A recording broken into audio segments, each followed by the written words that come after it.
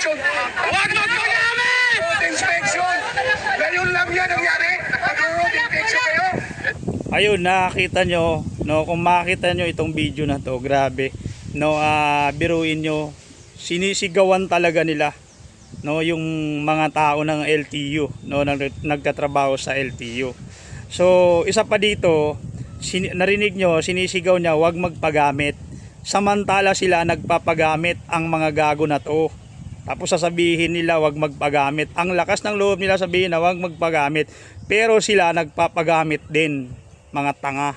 Saan makakaabot yung 150? Wala na yung 150 na yan. Ang layo-layo ng Jollibee. Ayan o. Ayan. Oh, nabudol yung akla na sumama sa rally. Grabe no mga boss. Nakita nyo ba? Napanood nyo ba yung nagtitrending na video ng INC, no, yung mga nagrally?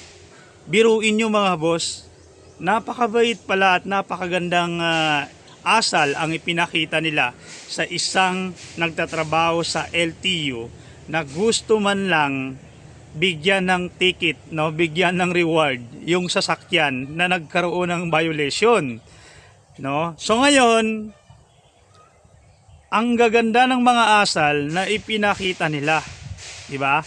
So sabay-sabay natin pakikinggan. Hindi pwede i-impound to, ha? Hindi pwede i-impound to. Okay.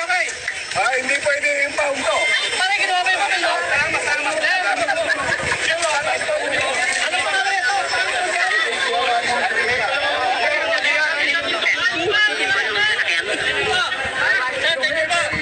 Hindi nyo pwede ma-impound to, ha? Hindi nyo pwede i-impound to po. Bias ka. Hindi, bias ka. Bias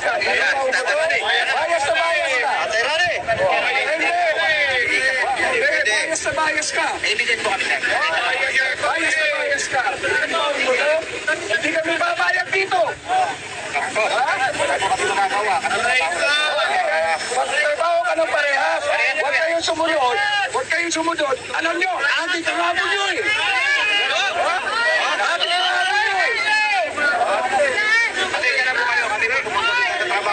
Sumunod kayo sa konstitusyon natin.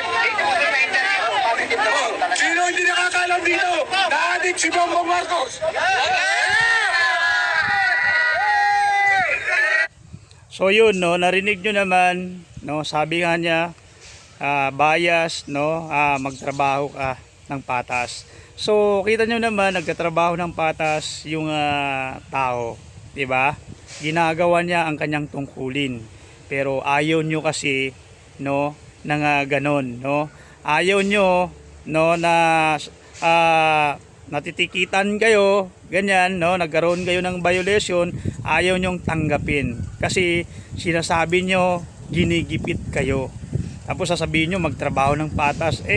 Yan nga yung tungkulin ng tao, tapos ayaw nyo naman, no, ayaw nyo naman ibigay, di ba? Tapos sasabihin nyo, ginigipit. Maya-maya, sabihin nyo naman, adik ang Pangulo. Diba? So, kahit na wala naman kayong basihan, wala naman kayong ipinapakitang ebidensya, nagsasalita kayo ng panira, kahit na walang katotohanan. Diba? So, tuloy natin. Yung magalit sa kanila.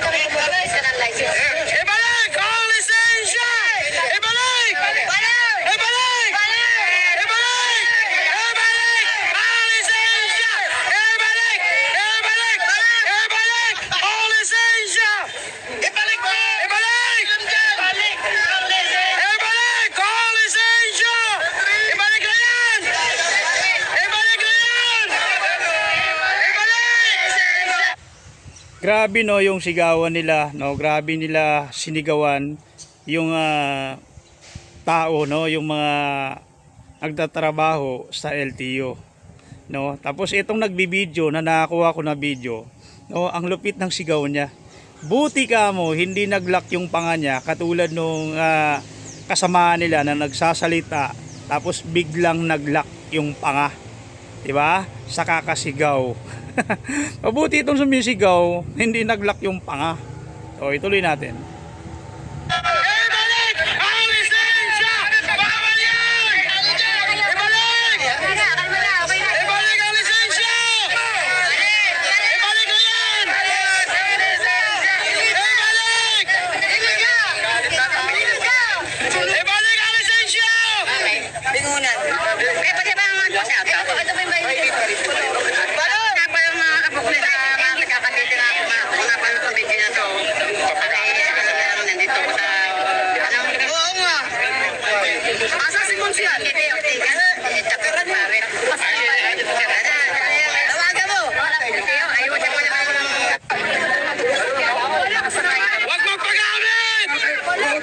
Inspection.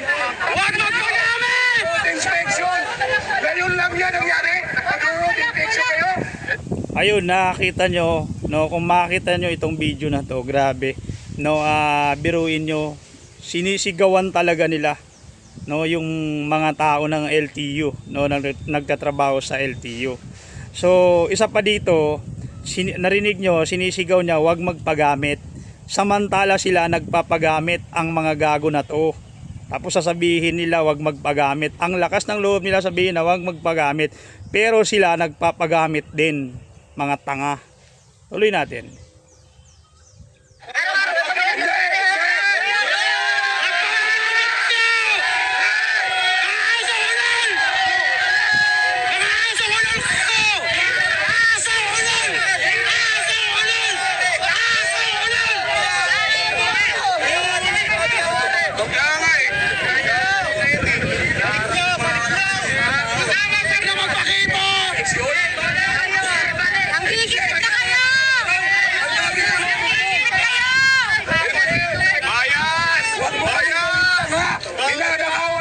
Gagawin nyo ba kami tanga?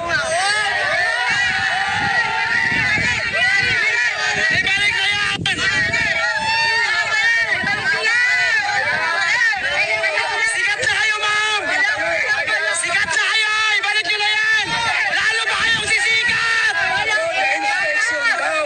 Opo! Yun lang. Naman o. Nagpapagamit sa adik!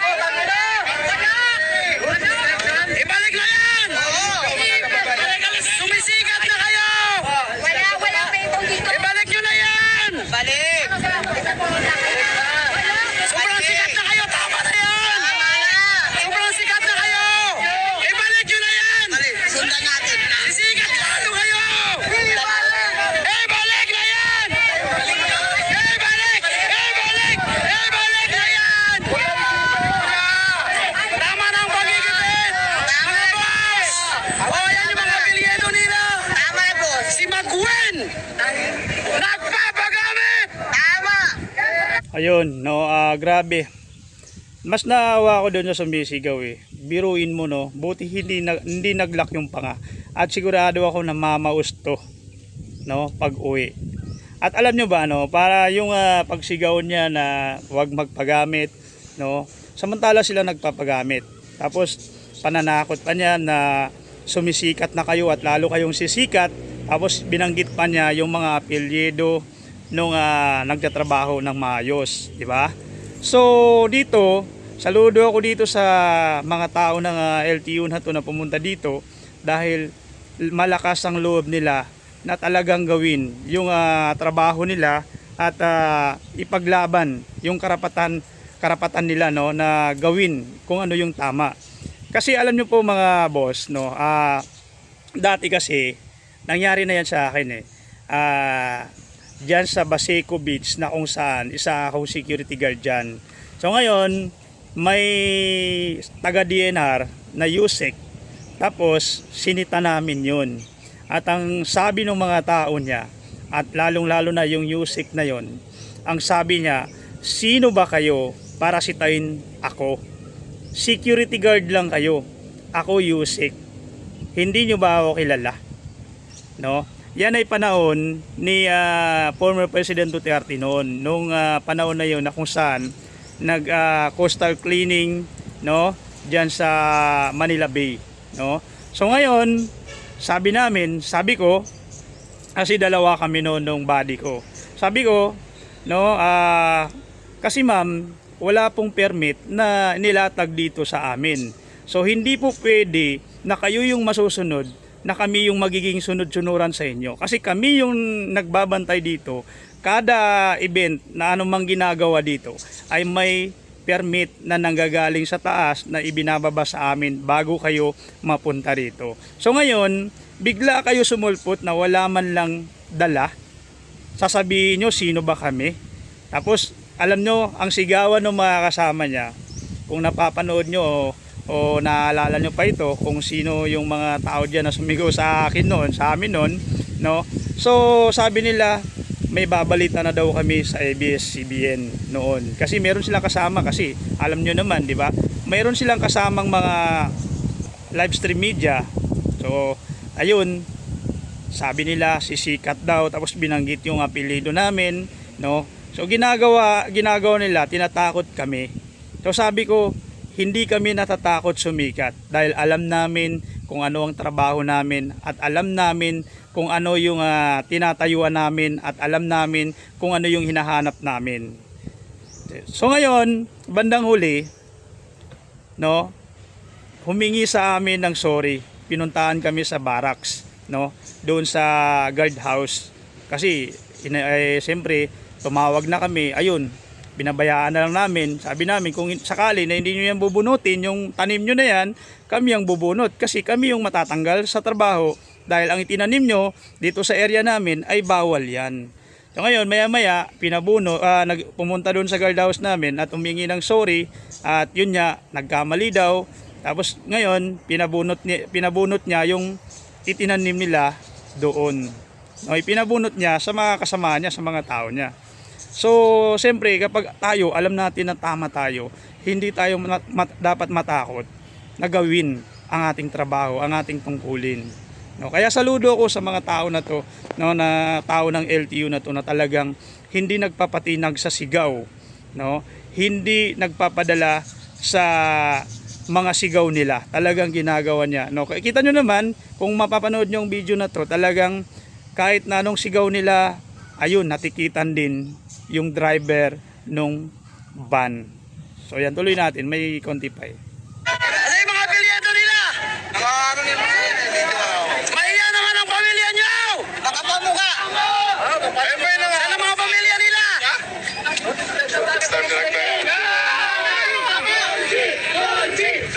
Huwag magpatinag! Ibalik ko na yan. Ibalik nyo na yan, boss! Sobrang sikat ka na, boss! Oh, sobrang sikat na yung pagmumukha mo! Ibalik mo na yan! Huwag ka na mahiya! Putak!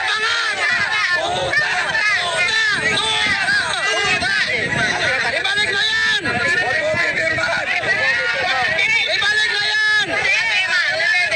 Mga kababayan! Pinipilit niyang pumirma! Pinipilit niyang pumirma! Pinipilit niyang pumirma! Huwag kang pumirma! Huwag ka pumirma! Wala kang kaso!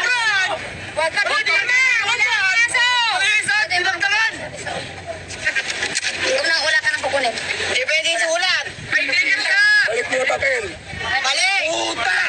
Si Mr. Domingo! Yung pangalan niya, apelyido niya Domingo! Pero nagkalat Miyerkules! Uwi ka na! Uwi ka na! Ayan! Uwi ka na! May trabaho pa kami, hindi kami uwi. Sige sir, trabaho ka lang sir! Trabaho ka ng matino!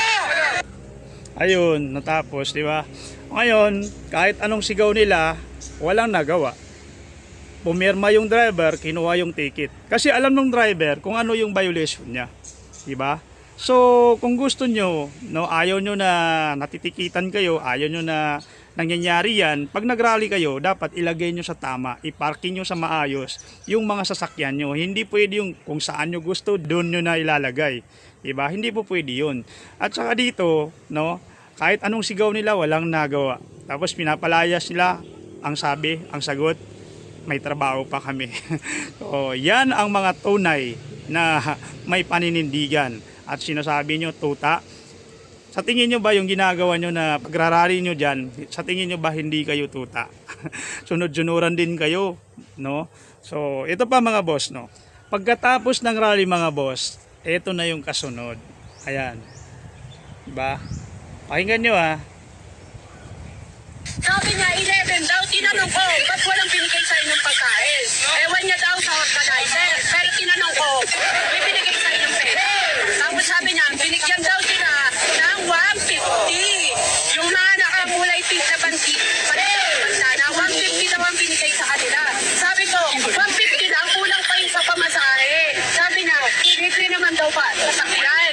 Pero, bakit kasama ba yung pagkain sa 150? Siguro daw, kulang pa yung pangkain. Katabing karinderya yung white plate. Puro SM na katabi, puro building na. Oh. Saan makakaabot yung 150? Wala na yung 150 na yan. Ang layo-layo ng Jollibee.